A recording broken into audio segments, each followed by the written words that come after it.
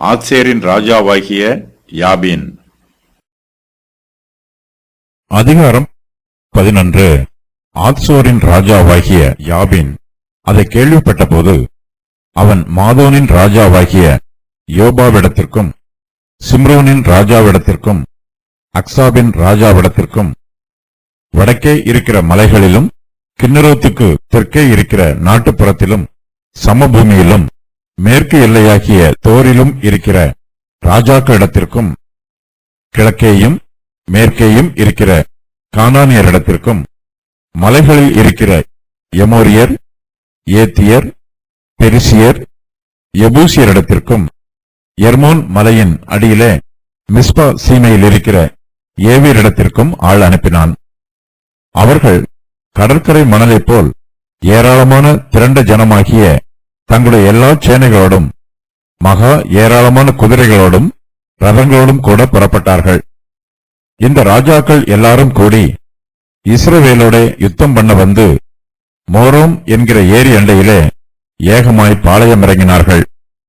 அப்பொழுது கர்த்தர் யோசுவாவை நோக்கி, அவர்களுக்கு பயப்படாயாக, நாளை இந்நேரத்திலே நான் அவர்களை எல்லாம் இஸ்ரவேலுக்கு முன்பாக வெட்டுண்டவர்களாக ஒப்புக் கொடுப்பேன். நீ அவர்கள் குதிரைகளின் குதிகால் நரம்புகளை அறுத்து அவர்கள் ரதங்களை அக்கினியால் சுட்டெரிக்க கடவாய் என்றார். யோசுவாவும் அவனுடைய கூட யுத்த ஜனங்கள் அனைவரும் திடீரென்று மோரோம் ஏரி அண்டையில் இருக்கிற அவர்களிடத்தில் வந்து அவர்கள் மேல் விழுந்தார்கள். கர்த்தர் அவர்களை இஸ்ரவேலின் கையில் ஒப்புக் கொடுத்தார். அவர்களை முறிய அடித்து பெரிய சீதோன் மட்டும் மிஸ்போத் மாயிம் மட்டும் கிழக்கே இருக்கிற மிஸ்பே பள்ளத்தாக்கு மட்டும் துரத்தி அவர்களில் ஒருவரும் மீதியாயிராதபடி அவர்களை வெட்டி போட்டார்கள். யோசுவா கர்த்தர் தனக்கு சொன்னபடி அவர்களுக்கு செய்து அவர்கள் குதிரைகளின் குதிகால் நரம்புகளை அறுத்து அவர்கள் ரதங்களை அக்கினியால் சுட்டெரித்தான். யோசுவா கானான் தேசத்தின் மீது மேலும் ஒரு யுத்தம் பண்ணுகிறார். ஏற்கனவே நடைபெற்ற யுத்தங்களில் கர்த்தருடைய அற்புதங்கள் அதிகமாய் வெளிப்பட்டது. ஆனால் இந்த யுத்தங்களில் பெரிய அற்புதங்கள் எதுவும் நடைபெறவில்லை. ஆனாலும் கர்த்தர் இஸ்ரவேல் புத்திரருக்கு ஆதரவாய் இருக்கிறார். யுத்தம் பண்ணுவதற்கு இஸ்ரவேலரை பலப்படுத்துகிறார். இஸ்ரவேல் புத்திரர் ஆரம்பத்தில் கானான் தேசத்தின் மீது யுத்தம் பண்ணிய போது கர்த்தருடைய அற்புதங்கள் அவர்களுக்கு அதிகமாய் தேவைப்பட்டது. ஆரம்பத்திலேயே அவர்கள் சோர்ந்து போய்விடக்கூடாது என்று கர்த்தர் அவர்களுக்கு அநேக அற்புதங்களை செய்தார். இப்போது நடைபெறுகிற யுத்தங்களில் பெரிய அற்புதங்கள் எதுவும் நடைபெறவில்லை. ஆனாலும் கர்த்தருடைய வல்லமை ஒருபோதும் குறைந்து போவதில்லை. யோசுவா கானான் தேசத்தின் மீது யுத்தம் பண்ணியது போலவே புதிய ஏற்பாட்டு காலத்து விசுவாசிகளாகிய நாமும் சாத்தானுடைய ராஜ்யத்திற்கு விரோதமாய் யுத்தம் பண்ணுகிறோம். இயேசு கிறிஸ்துவின் சுவிசேஷமே நம்முடைய ஆயுதம். சுவிசேஷ வசனங்கள் இருபுறமும் கருக்குள்ள பட்டயமாய் இருக்கிறது.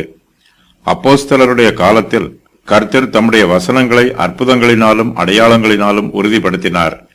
இப்போது நடைபெறுகிற அற்புதங்களை விட ஆதி திருச்சபையின் காலத்தில் அற்புதங்கள் அதிகமாய் நடைபெற்றது. ஆயினும் கர்த்தருடைய வல்லமை ஒருபோதும் குறைந்து போவதில்லை. அப்போஸ்தலருடைய காலத்தைப் போலவே இக்காலத்திலும் ஊழியம் கர்த்தருடையதாகவே இருக்கிறது. கர்த்தரே நம்முடைய எஜமான், நாம் அவருடைய ஊழியக்காரர்கள். கர்த்தர் தம்முடைய சித்தத்தின் பிரகாரமாக தம்முடைய நாமத்தை மகிமைப்படுத்துவதற்கு இன்றும் அற்புதங்களை செய்கிறார். புதிய ஏற்பாட்டு காலத்தில் கர்த்தருடைய பிரத்யட்சமான வெளிப்பாடுகளும் அவருடைய அற்புதங்களும் குறைவாக இருந்தாலும் கர்த்தர் நமக்கு போதுமானவராய் இருக்கிறார். அவருடைய கிருபை நமக்கு போதுமானதாய் இருக்கிறது. பரிசுத்த ஆவியானவருடைய அபிஷேகம் புதிய ஏற்பாட்டு காலத்து விசுவாசிகளுக்கு அதிகமாய் கொடுக்கப்பட்டிருக்கிறது.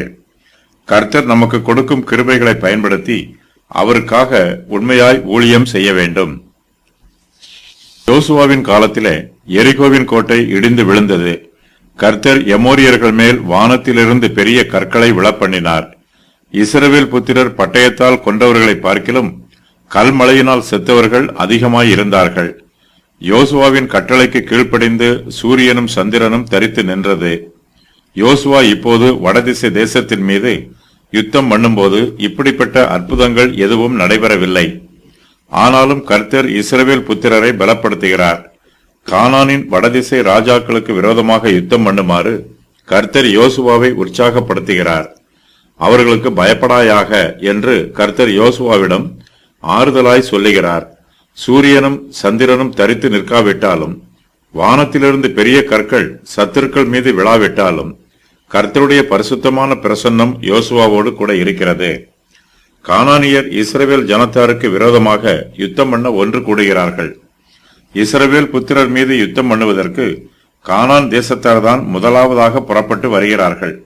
பாவிகள் தங்களுடைய அழிவை தாங்களே தேடிக் கொள்கிறார்கள். ஆத்சோரின் ராஜாவாகிய யாபீன் இஸ்ரவேலுக்கு விரோதமாக யுத்தம் பண்ண வேண்டும் என்று முதலாவதாக தீர்மானம் பண்ணுகிறான். அவன் கானான் தேசத்தில் உள்ள மற்ற ராஜாக்களுக்கும் செய்தி சொல்லி அனுப்புகிறான். இஸ்ரவேல் புத்திரருக்கு கானான் தேசத்தின் தென் திசையிலே பெரிய வெற்றி கிடைத்தது. அதை பற்றி யாபீன் கேள்விப்படுகிறான். ஆத்சேரின் ராஜாக்களுக்கு யாபீன் என்பது பொதுவான பெயராகும். இஸ்ரவேலுக்கு எதிராக யாபீன் பாலஸ்தீன தேசத்தின் வடக்கு பகுதியில் உள்ள ராஜாக்களை ஒன்று சேர்த்து யுத்தத்திற்கு ஆயத்தம் பண்ணினான். ஆத்சேர் என்பது கானான் தேசத்திலுள்ள ராஜ்யங்களுக்கு தலைமை தாங்கிய தேசம். இது மேரோம் ஏரிக்கரையில் உள்ளது. யோசுவா ஆத்சேரை அழித்து போட்டார். ஆனால் அது திரும்பவும் கட்டப்படுகிறது. ஆத்சேர் ஜனத்தார் இஸ்ரவேல் ஜனங்களை ஜெயித்தார்கள். ஆனாலும் தெபோராலும் பாராக்கும் ஆத்சேரை மறுபடியும் ஜெயிக்கிறார்கள். ஆத்சேர் நப்தலி கோத்திரத்தாரின் சுதந்திர வீதமாயிற்று. இது சாலமோனின் அரணான பட்டணம். அசீரியர் ஆத்சேரை கைப்பற்றினார்கள். இந்த ஆத்சேரும் யூதாவில் உள்ள ஆத்சேரும் பென்யமீனில் உள்ள ஆத்சேரும் அரபியாவில் உள்ள ஆத்சேரும் ஒன்றல்ல, எல்லாம் வெவ்வேறு ஸ்தலங்கள். ஆத்சேரின் ராஜா இஸ்ரவேலின் கர்த்தர் இஸ்ரவேலின் ஜனங்களுக்காக செய்திருக்கும் காரியங்களையெல்லாம் கேள்விப்பட்டான். கானான் தேசத்தில் உள்ள எல்லா ஜாதியாருக்கும் கர்த்தர் இஸ்ரவேல் ஜனங்கள் மத்தியில் செய்த பலத்த கிரியைகளும் அடையாளங்களும் அற்புதங்களும் மிகவும் பிரபலியமாய் இருந்தன. இஸ்ரவேல் புத்திரர் கானானின் வடதிசையில் உள்ள தங்கள் மீதும் யுத்தம் பண்ண வருவார்கள் என்னும் பயம் ஆத்சோரின் ராஜாவாகிய யாபீனுக்கு உண்டாயிற்று. இஸ்ரவேல் ஜனத்தார் தென் திசையில் யுத்தம் பண்ணி தென் திசை பட்டணங்களை பிடித்துக் கொண்டது யாபீனுக்கு பிடிக்கவில்லை. இதனால் வடதிசை ராஜாக்கள் எல்லோரும் கூட்டாய் சேர்ந்து இஸ்ரவேல் புத்திரரோடு யுத்தம் பண்ண வேண்டும் என்று யாபீன் தீர்மானம் பண்ணுகிறான். ஆத்சோரின் ராஜாவாகிய யாபீனோடு சேர்ந்து கொண்ட ராஜாக்களின் விவரம்: மாதோனின் ராஜாவாகிய யோபாக், சிம்ரோனின் ராஜா, அக்சாபின் ராஜா, வடக்கே இருக்கிற மலைகளிலும் கிண்ணரோத்துக்கு தெற்கே இருக்கிற நாட்டுப்புறத்திலும் சமபூமியிலும் மேற்கு எல்லையாகிய தோரிலும் இருக்கிற ராஜாக்கள், கிழக்கேயும் மேற்கேயும் இருக்கிற கானானியர், மலைகளில் இருக்கிற எமோரியர், ஏத்தியர், பெரிசியர், எபூசியர், எர்மோன் மலையின் அடியில மிஸ்பா சீமையில் இருக்கிற ஏவியர். ஆத்சோரின் ராஜாவாகிய யாபின் கானான் தேசத்தின் வடதிசையில் உள்ள இந்த தேசத்தின் ராஜாக்களுக்கெல்லாம் ஆள் அனுப்புகிறான். அவர்கள் யாபீனுடைய ஆலோசனையை ஏற்றுக்கொள்கிறார்கள். தங்களுடைய தேசத்தின் ஜனங்களை பெரிய சேனையாக திரட்டுகிறார்கள். அவர்களுடைய எண்ணிக்கை கடற்கரை மணலைப் போல திரளாய் இருக்கிறது. அவர்களிடத்தில் ஏராளமான குதிரைகளும் ரதங்களும் இருக்கிறது. மாதோன் என்பது கானானியரின் பட்டணம். இது எங்கே இருக்கிறது என்று தெரியவில்லை. சிம்ரோன் என்பது கானானியரின் பட்டணம். இது எங்கே இருக்கிறது என்று தெரியவில்லை. செபுலோன் புத்திரருக்கு சுதந்திரமாக கொடுக்கப்பட்டிருக்கிறது. இசக்காரின் குமாரனுடைய பெயரும் சிம்ரோன். இதன் மறுபெயர் சிம்ரோன் என்பதாகும். அக்சாப் என்பது கானானியரின் பட்டணம். இது எங்கே இருக்கிறது என்று தெரியவில்லை. கிண்ணரோத் பிற்காலத்தில் இது கெனசரித் கடல் என்றும் திபேரியா கடல் என்றும் கலிலேயா கடல் என்றும் அழைக்கப்பட்டது. தோர் என்பது பாலஸ்தீனத்தின் வடக்கு பகுதியில் உள்ள பட்டணமும் மாகாணமும் ஆகும். யோசுவா இதை கைப்பற்றினார். பாலஸ்தீனத்தின் தென்பகுதியில் யோசுவா யுத்தத்தில் வெற்றி பெற்ற பட்டணங்களை தவிர இன்னும் அநேக பட்டணங்கள் கைப்பற்றப்படவில்லை. வடதிசை ராஜாக்கள் கடற்கரை மணலைப் போல ஏராளமான திரண்ட ஜனமாக தங்களுடைய எல்லா சேனைகளோடும் மகா ஏராளமான குதிரைகளோடும் ரதங்களோடும் கூட புறப்படுகிறார்கள். இந்த ராஜாக்கள் எல்லோரும் கூடி இஸ்ரவேலோட யுத்தம் பண்ண வந்து மேரோம் என்கிற ஏரி அண்டையிலே ஏகமாய் பாளையம் இறங்குகிறார்கள். யோசபஸ் என்ற வரலாற்று ஆசிரியர் இவர்களை பற்றி கூறும்போது இவர்களிடத்தில் 3,00,000 காலாட் படையும் 10,000 குதிரை வீரர்களும் 20,000 ரதங்களும் 30,000 குதிரைகளும் இருந்ததாக குறிப்பிடுகிறார். இதற்கு முன்பும் ரதங்களையும் குதிரைகளையும் பற்றி வேதாகமத்தில் கூறப்பட்டிருக்கிறது. மேரோம் என்கிற ஏரி 3 மைல் அகலமும் 4 மைல் நீளமும் உள்ள பெரிய ஏரி. வடதிசை ராஜாக்களில் சிலர் மலை பிரதேசங்களில் இருக்கிறார்கள், வேறு சிலரோ சமபூமியில் இருக்கிறார்கள். ஆனாலும் அவர்கள் இஸ்ரவேலுக்கு விரோதமாக ஒன்று கூடுகிறார்கள். கானான் தேசத்தாருக்கு இஸ்ரவேல் புத்திரர் பொதுவான சத்துருவாய் இருக்கிறார்கள். இந்த உலகத்தின் பிள்ளைகள் கர்த்தருக்கு விரோதமாகவும் கர்த்தருடைய ஊழியத்திற்கு விரோதமாகவும் அவருடைய பிள்ளைகளுக்கு விரோதமாகவும் ஒன்று கூடுகிறார்கள். சபையின் சத்துருக்கள் ஒன்று கூடி ஒற்றுமையாய் இருக்கிறார்கள். ஆனால் சபையின் சிநேகிதர்களும் சபையில் உள்ள விசுவாசிகளும் சில இடங்களில் பிரிந்திருக்கிறார்கள். இது மிகவும் வேதனையான விஷயம்.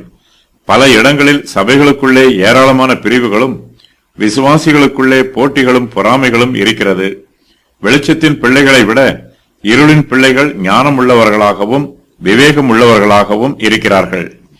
இஸ்ரவேலுக்கு விரோதமாக ஒன்று சேர்ந்திருக்கிற கானானின் ராஜாக்களுக்கு ஆத்சோரின் ராஜாவாகிய யாபின் தலைவனாய் இருக்கிறான். வடதிசை ராஜ்யங்கள் சிறிய தேசங்களாக இருந்தாலும் அவர்கள் எல்லோரும் ஒன்று கூடும்போது அவர்களுடைய எண்ணிக்கை கடற்கரை மணலை போல திரளாய் இருக்கிறது. அவர்கள் எல்லோரும் தங்கள் சேனையை கூட்டிச் சேர்க்கிறார்கள். யோசுவா தென் திசை ராஜாக்களோடு யுத்தம் பண்ணிய போது தென் திசையாரிடத்தில் குதிரைகளோ ரதங்களோ காணப்படவில்லை.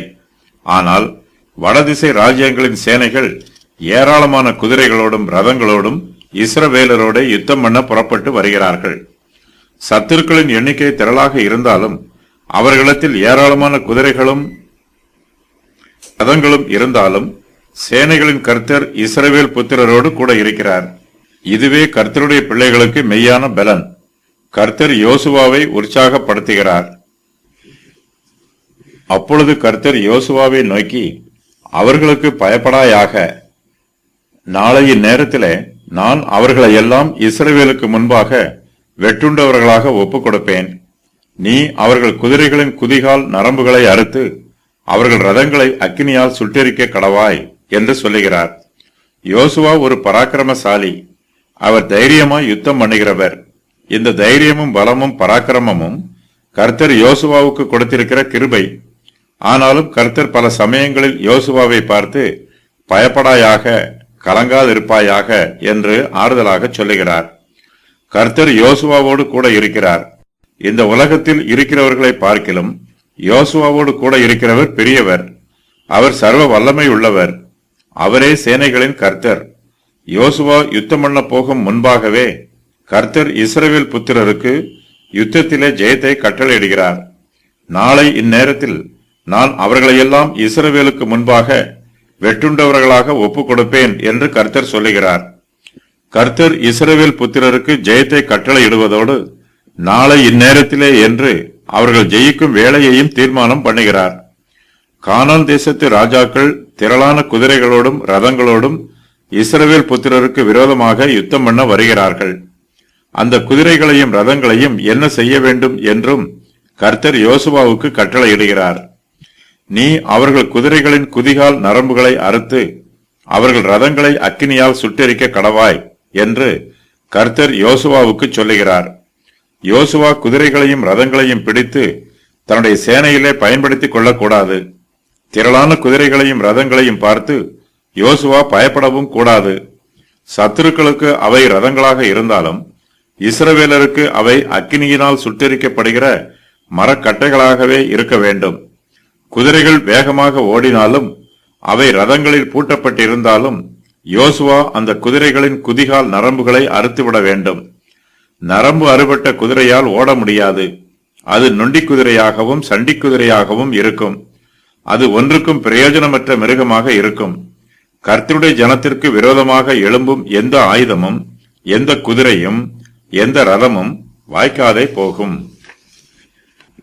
யோசுவாவும் அவனுடைய கூட யுத்த ஜனங்கள் அனைவரும் திடீரென்று மேரோம் ஏரி அண்டையில் இருக்கிற அவர்களிடத்தில் வந்து அவர்கள் மேல் விழுகிறார்கள். யோசுவாவுக்கு இந்த யுத்தத்தில் வெற்றி கிடைக்கிறது. யோசுவா எப்போதுமே திடீர் தாக்குதல் நடத்துகிறவர். அவர் யுத்த வியூகங்களை வகுப்பதில் சிறந்தவர். கர்த்தர் இஸ்ரவேலின் கையில் அவர்களுடைய சத்துருக்களை ஒப்புக் கொடுக்கிறார். கர்த்தர் அவர்களை எப்படி ஒப்புக் கொடுத்தார் என்று விளக்கப்படவில்லை. எதிரிகளின் சேனைக்குள் குழப்பம் உண்டாயிற்று. கர்த்தர் தம்முடைய தெய்வீக வல்லமையினால் அங்கு பலத்த கிரியையை நடப்பிக்கிறார். கர்த்தர் கானானியரை இஸ்ரவேலின் கையில் ஒப்புக் கொடுக்கிறார். இஸ்ரவேல் புத்திரர் கானானியரை முறியடித்து பெரிய சீதோன் மட்டும், மிஸ்ரபோத் மாயி மட்டும், கிழக்கே இருக்கிற மிஸ்பே பள்ளத்தாக்கு மட்டும் துரத்தி அவர்களில் ஒருவரும் மீதியா இராதபடி அவர்களை வெட்டி போடுகிறார்கள்.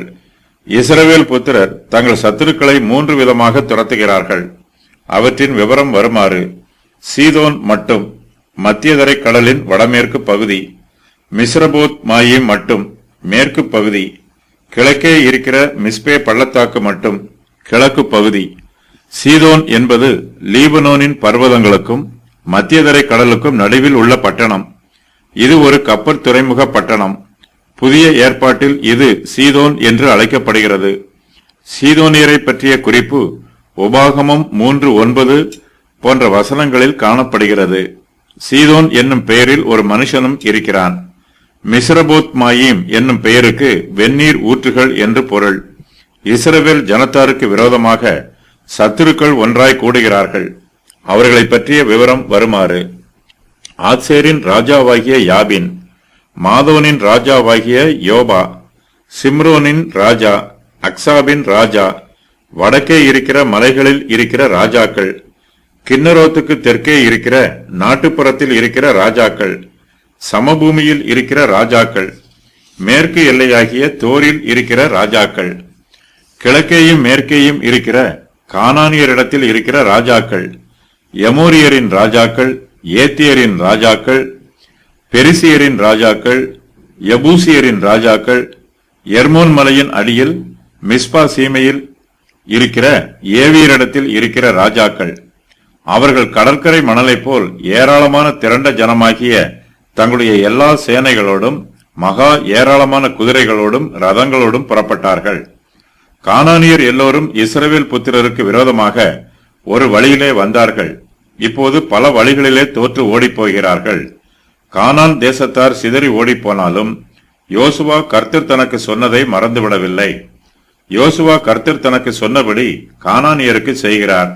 அவர்களில் ஒருவரும் மீதியா இராதபடி அவர்களை வெட்டி போடுகிறார். அவருடைய குதிரைகளின் குதிகால் நரம்புகளை அறுத்து போடுகிறார். கானானியருடைய ரதங்களை அக்கினியால் சுட்டெரிக்கிறார். இஸ்ரவேல் புத்திரர் குதிரைகளையும் ரதங்களையும் நம்பவில்லை. அவர்கள் கர்த்தரையே நம்புகிறார்கள்.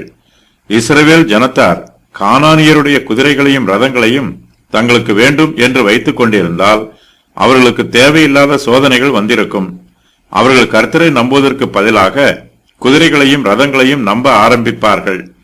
யோசுவாவோ கானானியருடைய குதிரைகளின் குதிகால் நரம்புகளை அறுத்து அவர்களுடைய ரதங்களை அக்கினியால் சுட்டெரித்து போடுகிறார். இஸ்ரவேல் புத்திரர் எந்தவிதமான சோதனைக்கும் இடம் கொடுக்காமல் கர்த்தரையே நம்புகிறார்கள். கர்த்தரை நம்புகிறவர்கள் ஒருபோதும் வெட்கப்பட்டு போக மாட்டார்கள். அவர்கள் செழித்திருப்பார்கள். கர்த்தர் தம்மை நம்புகிற இஸ்ரவேல் புத்திரருக்காக யுத்தம் பண்ணுவார். யுத்தங்களிலே இஸ்ரவேலுக்கு ஜெயத்தை கட்டளையிடுவார். யுத்தம் கர்த்தருடையதே.